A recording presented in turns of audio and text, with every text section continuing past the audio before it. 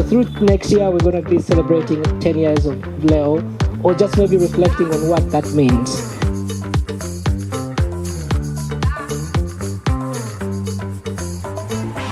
I believe that they are in our work in general. It's interesting that OWL is referring to dignity, because I believe really what we stand for as an organization when we talk about, we advocate for Christian democratic values. So when you break them down, it is to put the person in the center of your activities, because at the end they will decide about the frameworks created, the environment created for, also for businesses to thrive, and, how the service is being delivered. And the idea that if we are a proud African, I think we must always bring back into understanding what that has done to us, and also knowing that we must take the power back. Looking back, the biggest, most interesting thing has been working with young, innovative, bright, young people that are basically taking on the world, literally taking on the world. The element of LeO Africa's work is intentionally creating leaders, effective leaders. As a continent, we have a gap in leadership, given that Africa is a rich continent in terms of minerals, in terms of the people, in terms of intellect, but we're not optimizing that value. And LeO's work, LeO Africa's work, is about drawing out the leadership to manage the resources available.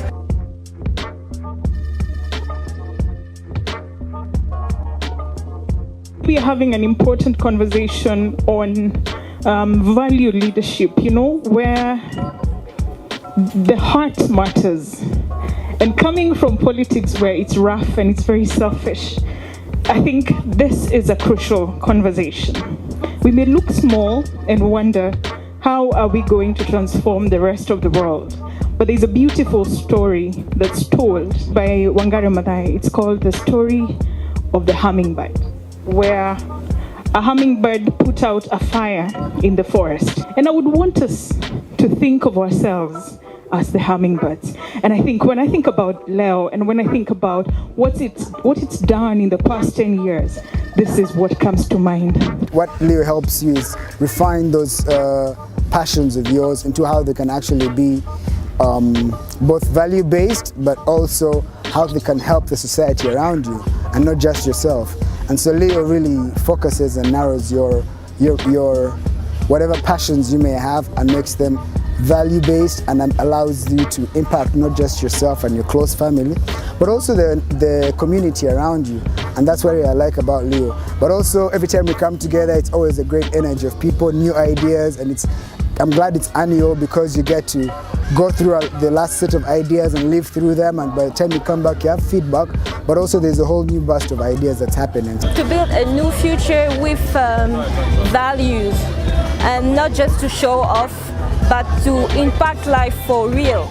And that's what really pushed me and gives me strength to be a part of this, and to be a part of a community that really share the same value than I. That's really what is important for me, and why I want to be a part of this. Things are shifting so fast. What we looked down on in 2000 right now is the new norm. So I am hoping by taking this path less traveled, I will inspire a bunch of many other guys to go out after their passions and not just what you'd consider career-safe options. I've really grown through the LeO network.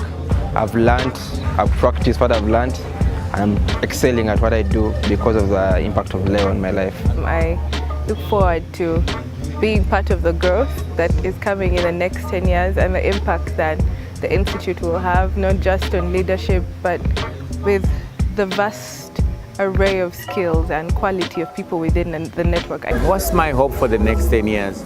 That this community grows and is resilient. That's really my hope. You say Africa is our business. and we must contribute to its growth. And I think investing in LeO is one of the ways in which you have invested in us.